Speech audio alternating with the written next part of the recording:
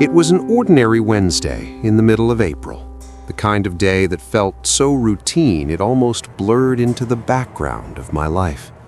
Spring was trying to arrive, but Ohio hadn't quite decided to let winter go yet.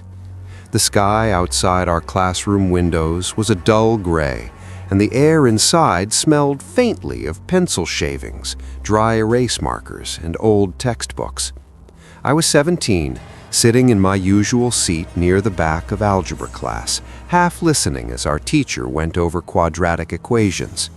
My notebook was open, but my mind was somewhere else entirely, drifting toward the upcoming basketball game, weekend plans, and the comforting predictability of another normal school day. Nothing about that morning felt important. That's what makes it so disturbing to look back on now. The bell had rung about 10 minutes earlier, and the low hum of classroom noise had settled into its usual rhythm, pens scratching paper, chairs creaking slightly as students shifted in their seats, the distant echo of lockers slamming somewhere down the hall. I remember glancing at the clock, counting the minutes until lunch, when the intercom suddenly crackled to life. At first, no one reacted. Announcements happened all the time, schedule changes, reminders about after-school activities, the occasional pep rally notice. Even our teacher barely paused, mid-sentence, his marker hovering near the whiteboard. Then the voice came through.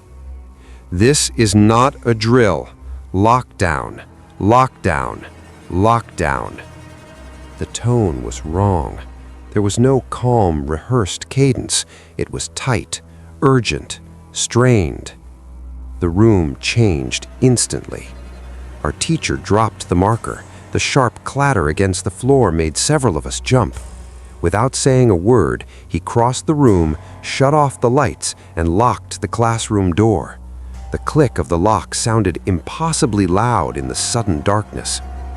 He motioned for us to move, quickly, quietly, away from the windows.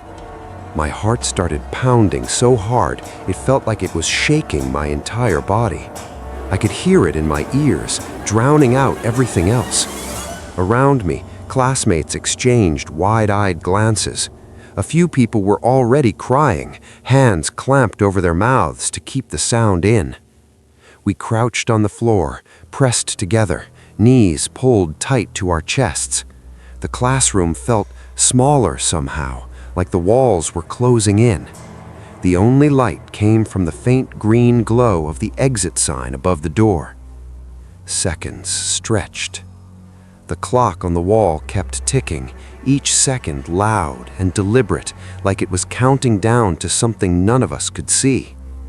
Then we heard it. A loud crash echoed from somewhere down the hallway, sharp and sudden, like metal slamming into metal. A scream followed, high-pitched, terrified, and then another. The sound cut straight through me, sending a cold wave of fear down my spine. Footsteps erupted in the corridor outside our classroom. They were fast, heavy, running.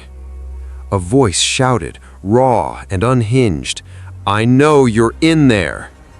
The words didn't sound directed at us specifically, but that almost made it worse. It meant whoever was out there wasn't thinking clearly, wasn't targeting one room, was just raging. The classroom door rattled violently. Someone near me whimpered. I felt a hand grab my sleeve, fingers digging into my arm hard enough to hurt. Our teacher raised a finger to his lips, his face pale as he peered through the narrow window in the door. I could see his hands shaking. I remember thinking, this can't be real. This was my school. This was where I worried about homework and tests and gossip.